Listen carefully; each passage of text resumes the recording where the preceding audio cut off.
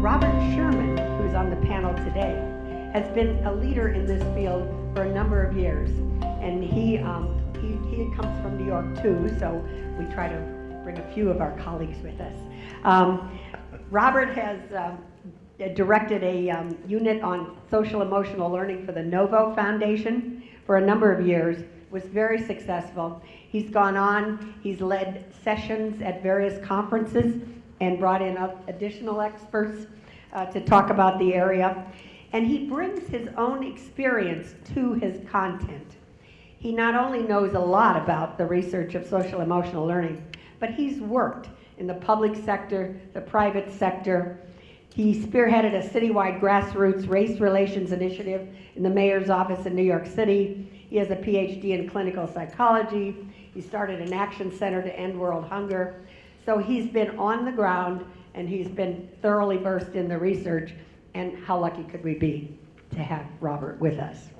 Jose Navarro, whom I just met this morning, but has a terrific reputation here, has been the principal of Social Justice Humanitas Academy in San Fernando, and has been at that school because he helped develop that school for the past 5 years. I have heard so many wonderful things about it, about the holistic approach to adolescent learning and the wonderful work that Jose is doing. I noticed when he won the Teacher of the Year award, he said something that I just thought was amazingly powerful. Now, if I say it and then he says it, even if you hear it twice, doesn't matter. With all the successes we have enjoyed, I still have students who fail, who have needs I cannot meet. We can't do it alone. My students need all the resources their community can offer.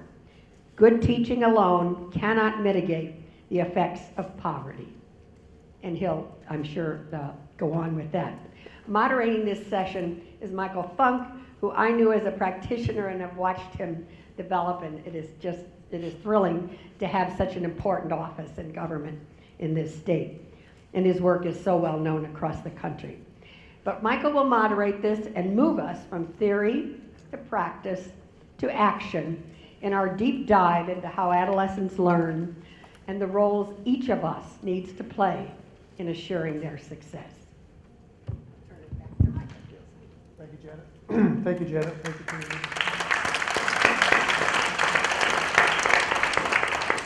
We'll also have a moment towards the end of the panel for you to ask some questions to the panel. And so if you, as you listen and something comes to mind, jot it down and we'll give you a chance to ask a question at the microphone. So the three of us met on a conference call last week, and it didn't take long for us to figure out, as we met for the first time face-to-face by that door this morning, said, I'm with my people. And so it's inspiring to be on the stage with both of these. And I want both of you to take a moment, Robert, with your rich background in both funding for almost 15 years ago, this notion of social emotional learning and the framework to actually formalize and institutionalize that. And Jose, for you to take this, coming from a rich background in the Peace Corps, Teacher of the Year, and now forming this innovative school here in Los Angeles. Just take a few moments, each of you, and let people get to know who you are, why you care about this so much, and what some initial thoughts you want to share. Okay, I think I'll start. I'm Robert Sherman, and Janet, thank you for the very generous introduction. I have the task, the somewhat insane task, of trying to issue some information and to offer you frameworks on both current neuroscience and social and emotional learning in about 5 minutes. So it can't be done, of course, and so what I'm going to do is try and offer some placeholders for you, really some headlines, to offer language that I think that you're going to hear around. It's a very important moment that we're in right now, and it's been stated before, the convergence really of what we've learned in social and emotional learning and learned about brain development and from the learning sciences. What they actually converge with, interestingly, is common sense. That if you listen to what Michael was saying in the story that you told about your son, it's common sense to understand that personal interest, that emotional resonance, that those responsivenesses on the part of an adult to a young person who's finding his or her way really can make a critical difference. And without them, that young people might really wander without the guidance and without the learning that they really require. And I think that we've come to understand some of the conditions. So from neuroscience, just to really briefly state the headlines, the door swings open again in adolescence, in middle school and in high school. The door swings open to tremendous brain development for a second go-round. In early childhood and in early learning, it's the first opportunity, but in early adolescence begins really the second. And the effects of that explosion of, so here's the language to use. It's really an explosion of synaptic connections. So the brain is forming connections based on experiences. They're adding up, they're not sorted, and what we see actually in early adolescence looks like the confusion of a not yet integrated picture. And that is, in fact, neuroscience is showing us what's going on in the brain. So what happens? There's this explosion of synaptic connections, and somehow over the course of a few years, and it does take a few years, those connections have to get sorted and sifted, and the ones that are going to be most meaningful for learning and for life have to get really established as dominant. And it takes years to integrate, and it's confusing. It's a confusing period to parents. It can be very confusing in schools. The process is called pruning, sort of discovering which connections are going to be most important. And how pruning happens, again, this won't be a technical explanation, but the neuroscientists have discovered that the pruning process is actually guided by emotion, that it's emotional resonance, it's relating to other people that help the individual sort out what is important, that help the individual learn about his or her triggers and what sets them off, help you find peers over time. So this pruning process really goes on throughout adolescence. The other headline that I think everyone is really aware of is that the reward systems really change in adolescence. So that we talk a lot about risk-taking and risky behavior. I think the neuroscientists are starting to see that it actually is novelty-seeking and sort of new experience-seeking, more so than risk-taking, that is generating a lot of these reward systems. And so, again, the headline and the word is the dopamine reward systems. That's what you'll hear people talking about. Michael, I was really interested that you raised the question of safety, and as a kind of framework for how a lot of programs were set in motion, and a lot of public policy was set in motion, and that may be a sort of limiting perspective to start from. From a neuroscience and a social and emotional learning perspective, safety is actually a key, and that young people who feel that they are in unsafe environments simply cannot learn. The brain is consumed with other tasks, deciding whether to flee or fight is the way it's mostly described, and that we actually, in order to bring about transformation, have to create environments where young people do feel safe. So the core message from the neuroscience boil down is that emotions and relationships shape learning and shape experience. Now, in adolescence, and this is another finding from both neuroscience and supported in social and emotional learning, the trajectory is really moving from a focus on adults and what adults will give to young people to increasingly focusing on what they will get and give to their peers. And it's a normal developmental process. And so I guess what I want to say in sum about schools is so much, and this is reflecting what Michael was talking about before, so much of the way schools themselves are organized, the learning tasks are organized, really are fully contrary to what we now understand from neuroscience about what it is that young people need. So I mentioned this quote that I heard a young person say about 2 weeks ago. She said, "We need a guide on the side, not a sage on the stage." And what she really was saying was, we need to be guided. We don't need to be lectured at, taught. We need something that's more active, but that is guiding from the adult point of view. And I think we know that guiding into peer-based experiences help teenagers get a lot farther. So I've already exceeded my time, so I want to give some headlines around social and emotional learning, just so that the language is on the table. I really liked the piece that Michael also shared that boiled down the framework to 4 components.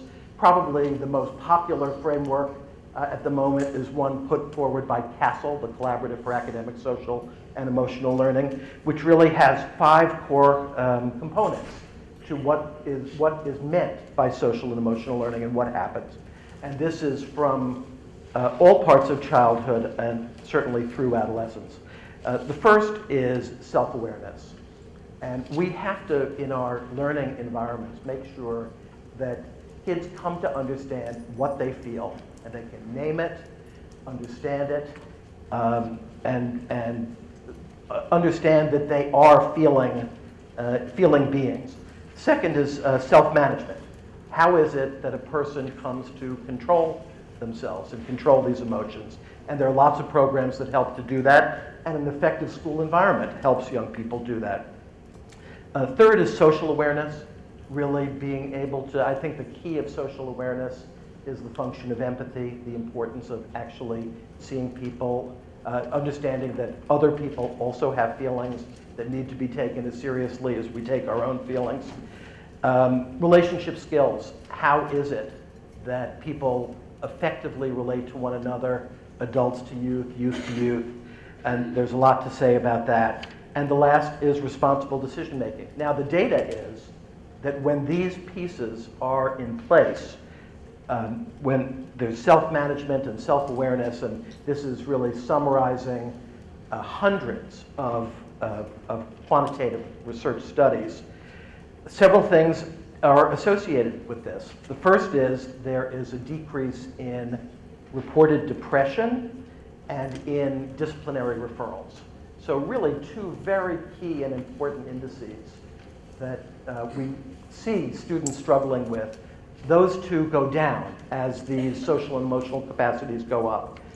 Not surprisingly, and I guess this is the conclusion point here, is that academic performance, learning, the ability to actually engage, finding relevance and personal meaning, having those opportunities, where that picture is in place, academic learning actually miraculously rises. And I think we're going to hear some stories of that from Jose. So these are headlines. This is some of the language. We can get into more of the details as we go along. Thank you, Robert. I was mindful that we've been hearing, how long have we known about Maslow's hierarchy of needs?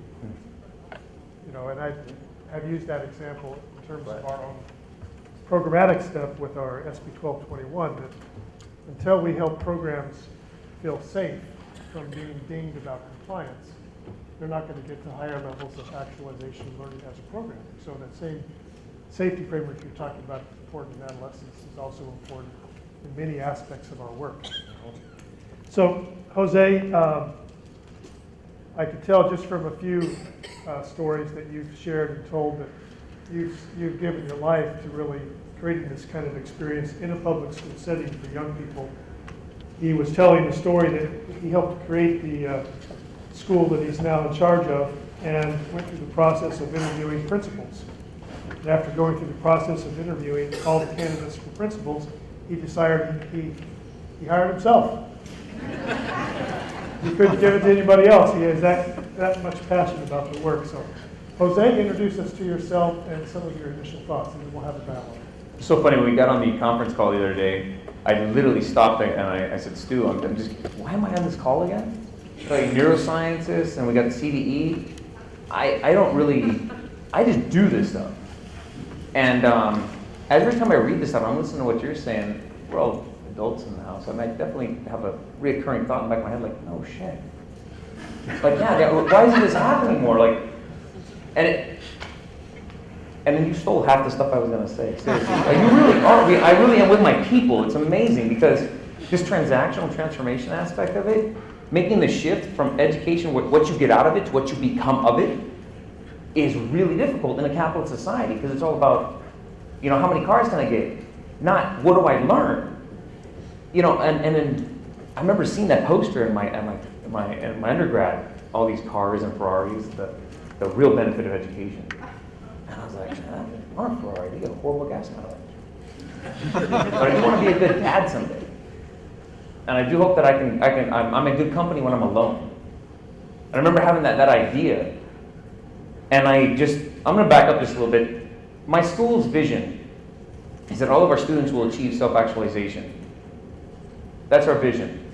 Whatever you want to do, everybody's going on these career pathways. I don't care. Be a doctor, be a teacher, just be the one that changes your field. Achieve self-actualization, do exactly what you want to do. So that's our vision. And when I presented that to LA Unified in our public school of choice, I got to tell you, the only person that complimented me was Monica Garcia. And I got scoffed at because, like, what a fluffy idea. And then it got worse. Our mission was to increase our students' social capital and their humanity while creating a school worthy of our own children. I was literally laughed at in the boardroom by some of the people who read our proposal and measured it against a rubric, because how do you measure humanity? And here we are, 7 years later, talking about the SQI squared, the School Quality Improvement Index, and 40% of the measure is socio-emotional learning. I win.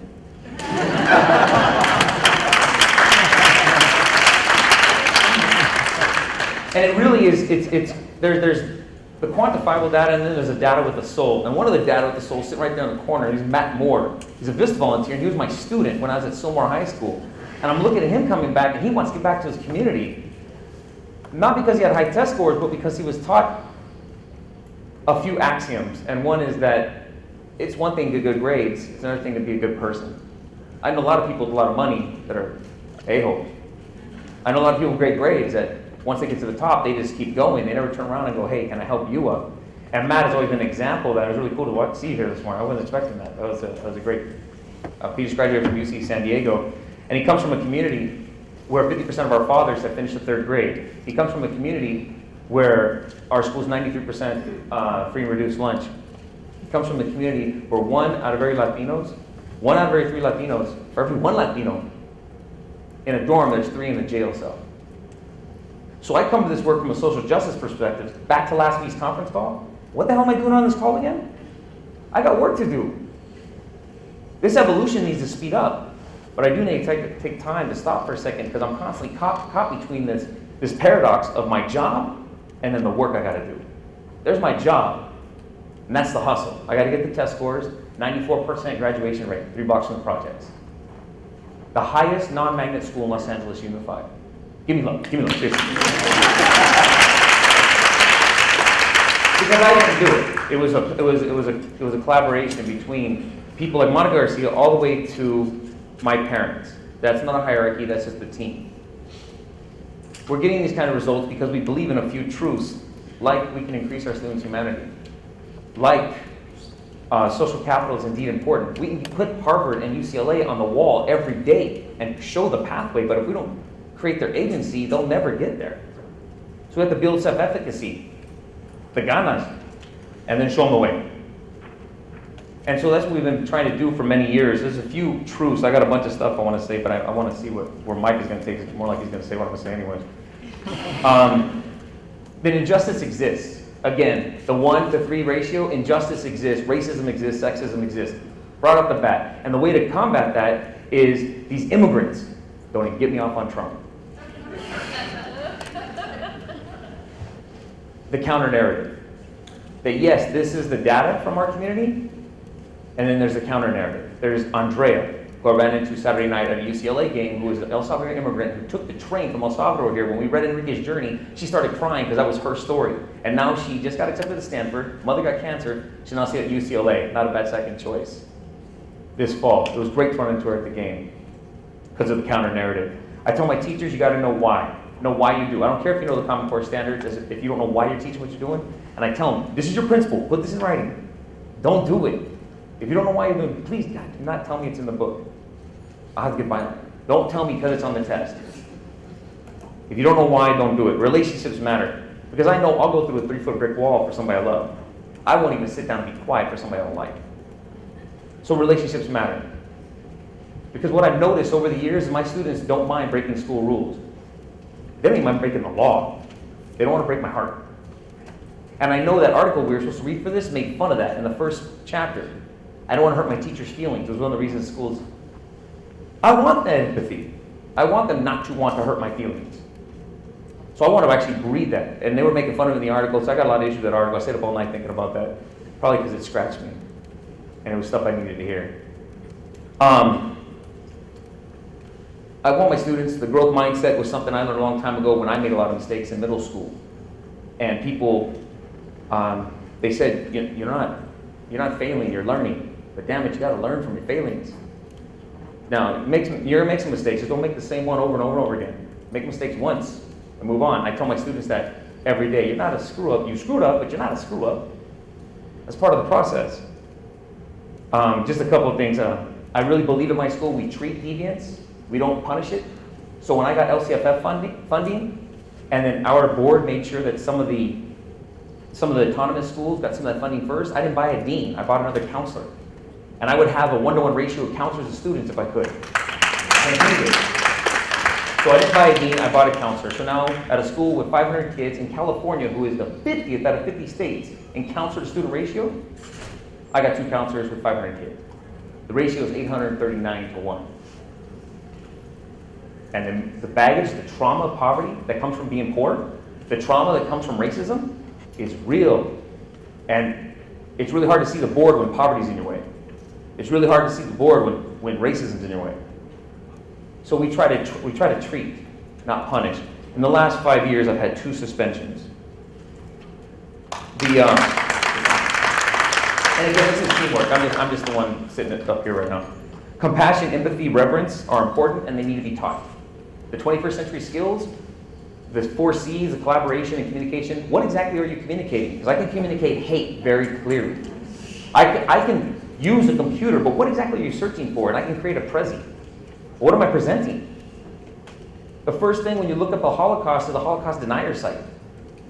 So I need my students, the 4 C's just aren't enough. They need empathy, they need compassion. And I don't care if my bus driver takes my kids to school. I don't care what his grades were. Can he empathize with a father that would trade his life for those kids? So I don't care. I don't care. And again, like being on this panel right now, I'm probably going to get in trouble for being here today because I didn't tell my director. I guess if you're not risking your job, you're probably not doing it. I need to increase the number of positive students, of positive adults around my students. So I took my money, and instead of buying computers this year, I had to make the awful choice between computers and teachers. So I doubled the number of English teachers. I had 8 English teachers when I should have 3. And the idea was to follow the Japanese model. When I was a California Teacher of the Year, they sent me to Japan. I looked at what they were doing. Their teachers were in the class one day and out of class the other day. They're working. They pulled kids out. We sat down with them one-on-one. We dropped our fail rate from 35% to 9%. I'm going to have 100% graduation because I'm 100% matriculation. How are you going to have 100% graduation if you got 35% fail rate in 10th grade? And I just present this to my teachers, and we work on it. I didn't work on lowering class size. I worked on lowering my teacher-student load. All of my teachers have at least 2 or 3 conferences. Because this is a social justice issue also for teachers. They're also being abused. I'm not going to get into principals. Look at me. I was 6'5" when this started. I had long blonde hair. High expectations. I just got 2 more points. High expectations, the Pygmalion effect.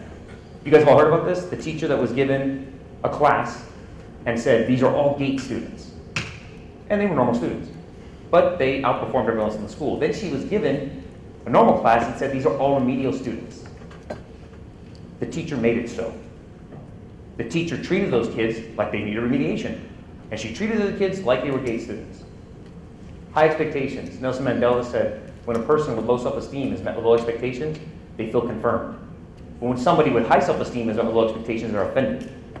I told my students I will never offend you with low expectations. Or my teachers.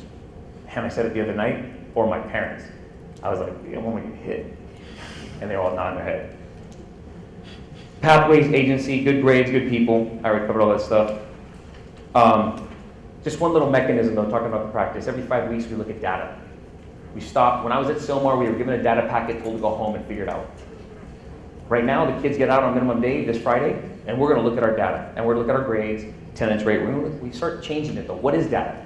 We look at our anecdotes, we look at our multiple intelligences, and we layer that. We look at our red list, who's failing, and we found out 38% of them are body kinesthetic. That's stuff my teachers can run to their classroom the very next day and address. So we're looking at different data points. We're looking at their 40 assets.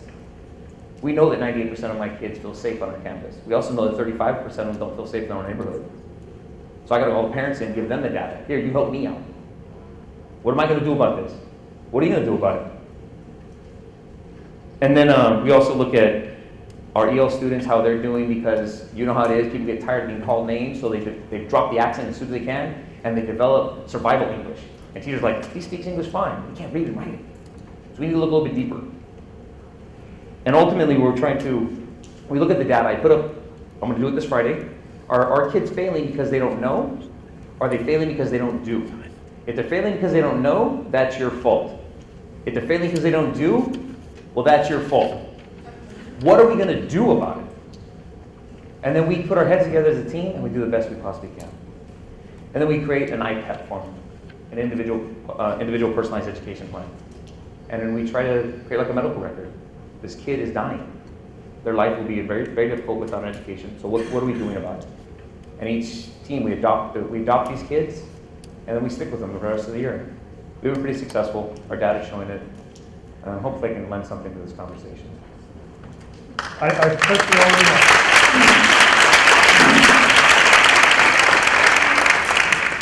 It's nice to have a rabble-rouser, fiery practitioner on the panel, along with bureaucrat and fun. You know, Jose, well, in a moment, Robert, I'm going to ask you to respond to that. But before we do, Jose, tell us a little bit about what you feel was a catalyst for your passion and a catalyst for you to take this kind of renegade path that really institutionalizes all we're talking about today.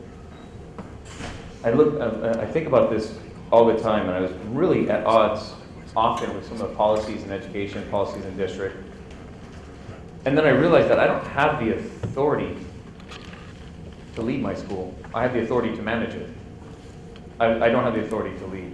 It's actually a subversive act. I have the authority to follow the bulletins. I don't have the authority to lead it. So I thought about what exactly is it, and it really is my moral imperative. If I get fired, if I have to move on, I need to be comfortable with myself. And it really was because I grew up poor, and it was teachers specifically that were on my path. And they had the skill to teach, many. Most of them had the will to stand between me and my bad decisions. And I feel like you can know all the edubabble in the world, it changes every week. But do you have a moral imperative? Is there something that you actually cannot rest until it's done? And I think it was growing up poor, it made me a hustler. I know how to get great test scores, so people stay off my back, so I can provide cover fire for my teachers. I'm a hustler. You grow up, you learn that being poor. Being resourceful, rubbing 2 nickels together, making $1 your whole life. I think that's made me, in a very real way, I was those kids. Yep, it's very palpable and obvious, Jose.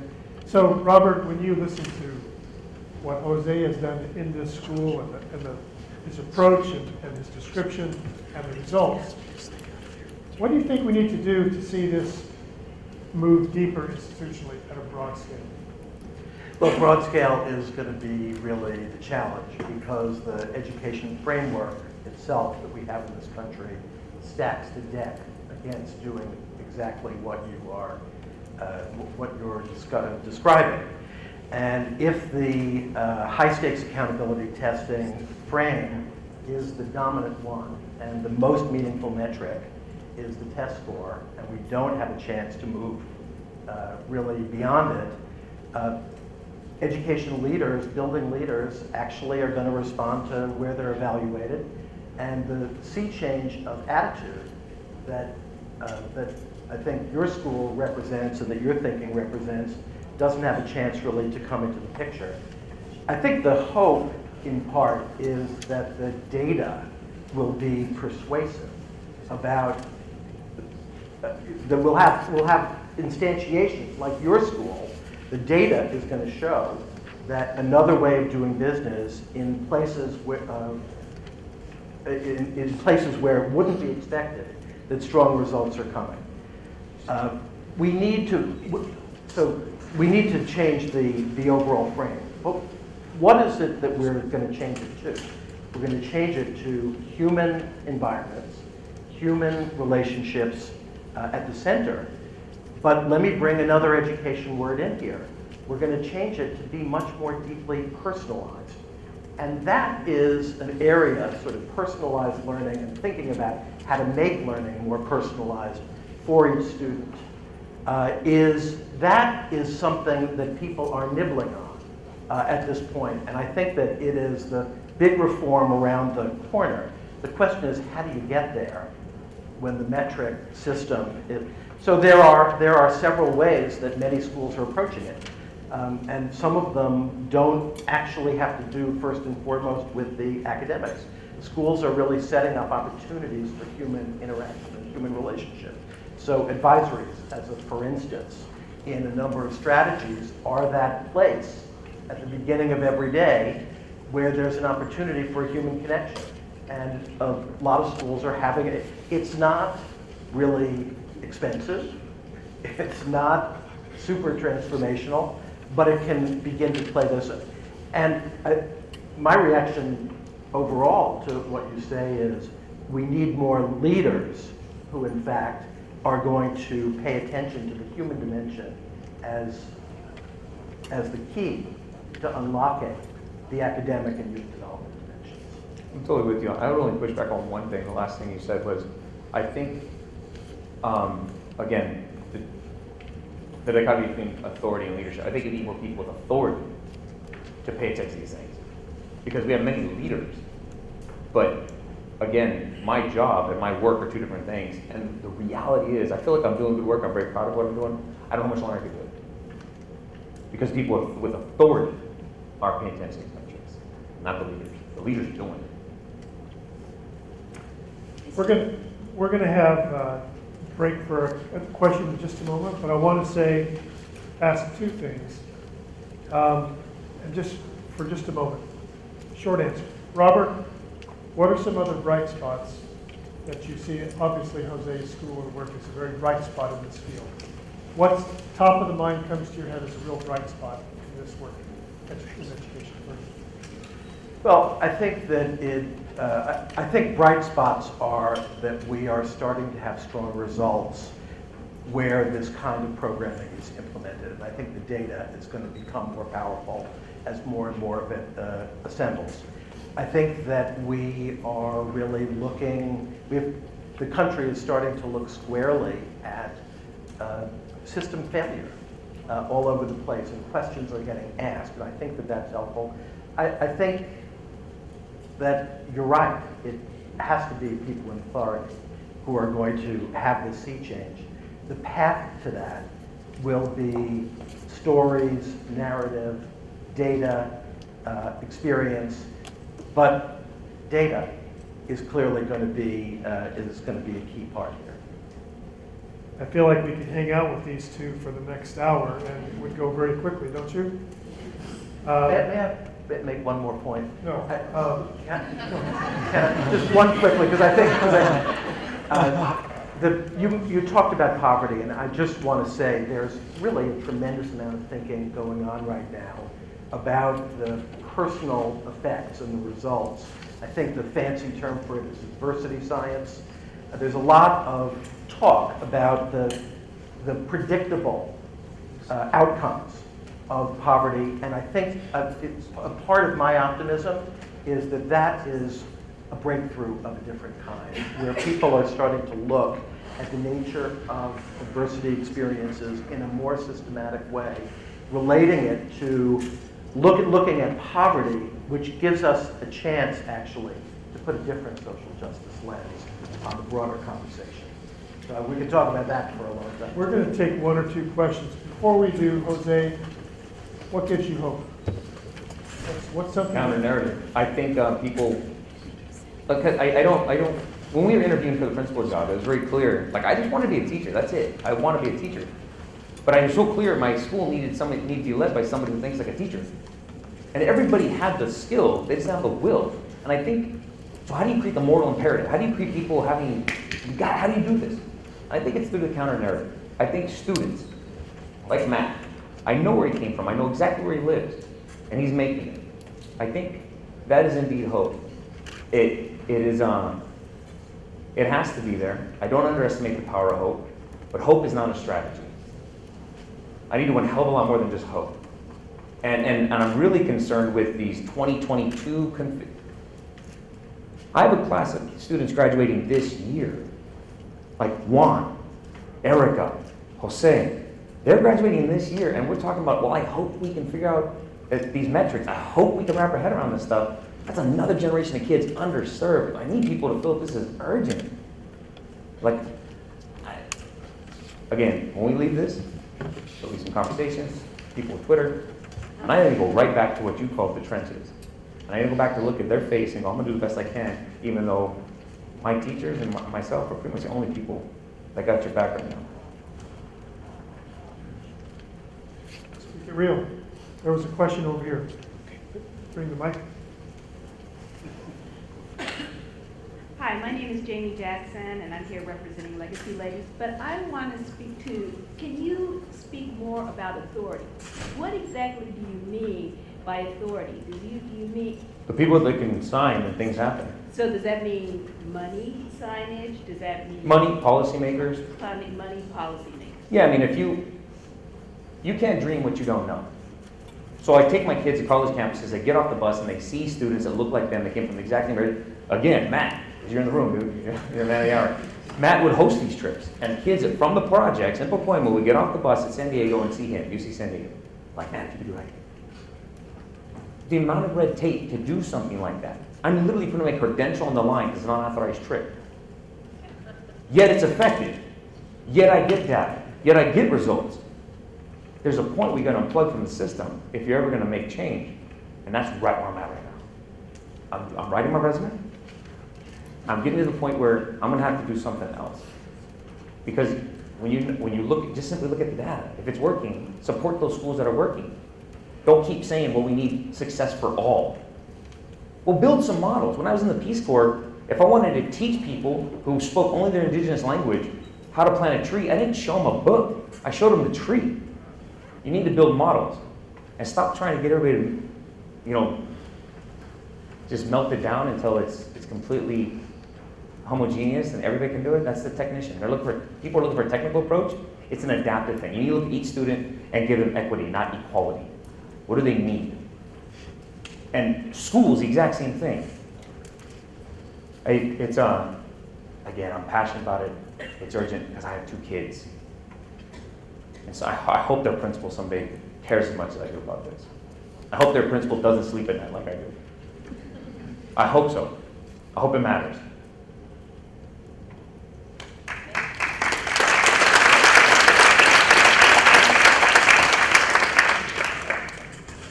You know, the wisdom and the experience and the passion and what is here on stage, I hope has really set the tone here for the call to action. Well said. Well said, both of you. Because, the things I talked about in what we've done in California in the last 3.5 years, a lot of people didn't foresee happening. I've got a little slip out of a fortune cookie on my office door. And it says, everything's impossible until somebody does it. And we're here together because of this call to action, based on really solid science and research. But it's going to take that collaboration of our hearts and minds, which we often come to these things with expecting to get our minds engaged, and we go other places to get our hearts. But today is engaging hearts and minds and a will. So I want to challenge you as you move to the next thing to don't think of this as being informed. I hope you're thinking about what can I do? And what person can I touch and who can I impact. I hope you're translating this into both personal and institutional action. That's the purpose of this day. I want to first, I'm sorry, one more question, and then we'll stop. Hi, thank you. My name is Andrew Glazier. I work with City Year here in Los Angeles. We have AmeriCorps members, we have about over 300 of them, who are supporting students as tutors and mentors and role models, and we take the social emotional learning aspect very, very seriously. We've been supporting it really specifically for a number of years now. We use the framework from Angela Duckworth, the skills report card that was pioneered with KIP. But I think one of the things we've run into is this question of how do you measure it, and I don't want to do that in the spirit of being transactional, but it's in the spirit of being transformative. But we want to be able to show people that it's important, and we want to be able to progress monitor it in the same way that we can progress monitor academics. So we have our tests, that we can use to monitor our work in English and math, and then we have kind of a skills report card assessment that our members kind of fill out. But Principal Navarro, you talked about looking at data, and the school quality index is good, but it's only once a year, and it comes out after the fact. I'm curious if you have seen what's the progress here as far as coming up with a way to start to measure this along the way, so we can see how we're doing with our students. And that to me is the primary reason to do it. But the secondary reason is we want to show the policymakers, we want to show the funders that this is important and that we can make progress with this. And we want to get, you run a school with a culture that thinks this is important. We work in plenty of schools where it's like, yeah, that's really great. You guys are doing the social emotional stuff. Good. So we're going to focus over here on the grades. And Do you want to do my school? And so we part of it is we want to show that it's important. We want to show how it connects. So a long way of saying, what do you got, or what are you seeing out there, or is this coming? To be honest, the things I can get my hands on most readily is attendance. Students don't show up. 2 places they don't feel comfortable, they don't feel safe. They don't feel engaged, they don't feel loved, they don't feel cared for. Attendance is probably the greatest indicator of all. And I know it's soft, that's so easy. Right, why don't we look at it? It's so readily available. Attendance, and after that, look how many parents showed up. It's not a mystery to see this kid failing, and parents have never showed up to one informational session. And I look at it, attendance as a big indicator. I think knowing each kid's name, shaking their hand, looking them in the eyes, being aware of the social justice issues, and actually doing something about it, and asking kids what kept you from coming to school today. What kept you instead of why didn't you? Poverty's not the fault. They're dealing with it. And ultimately, I keep in mind, with data, my kids inherited the data. When I started teaching, the graduation rate was 54%. And they're going to blame the kids for that? They walked into that situation. Right now, I think we moved up to 72%, which is amazing. If to do that in like 17 years, that's pretty amazing. It's still not the kids' fault. They're walking into this situation. So data, I'm very leery of, and the exact same thing, I love data. I'm such a data nerd. I want to make data sexy. Everybody should be looking at data. And the exact same thing, and the minute you look at it, who are the people? Just get right to the student. So who is this kid with 8 tardies? Go to them and ask them why. Find out. We need smaller schools, we need more of them, they need to be in their neighborhood. Big traditional schools are cost effective, but they don't make sense. Robert, closing thought? Well, the assessment question is a huge one to crack open, and I think there's been a lot of struggle on the social and emotional side to really understand. We have good measures, individual by individual, but I think that Jose is onto something in talking about really the climate issues. And there are annual measures. I think the question is being attentive to climate issues weekly or daily or hourly. And so I don't think that we yet have those kinds of quantified ways that measurement might happen. But I think that in buildings where really good learning and school culture is in place, that's checked on by everybody as a continuous and daily piece. And I think that in a way, schools that have city participation have an opportunity to do that checking and to really use the city year culture as a bit of a check there. And I hope that in the schools where you are, you'll encourage that. Let's say just wrote one line. As you guys leave, I just want you to just maybe make an effort. Stop helping kids escape poverty. Help them end it. Education is not escaping poverty, it's about ending poverty. It's not about escaping suffering, it's about ending suffering. And I don't want to sound rude, but please don't walk up and shake my hand and tell me how much you believe. You're not going to do something about it the minute you leave here. I don't want to sound rude, I'm just running out of time. I'm running out of time. Ellen did an amazing job, she did an amazing job to get this group of people together. What are you going to do with it now? Hope? It's not a strategy. Advocacy. I think I can speak for everyone and say a big thank you to our panelists.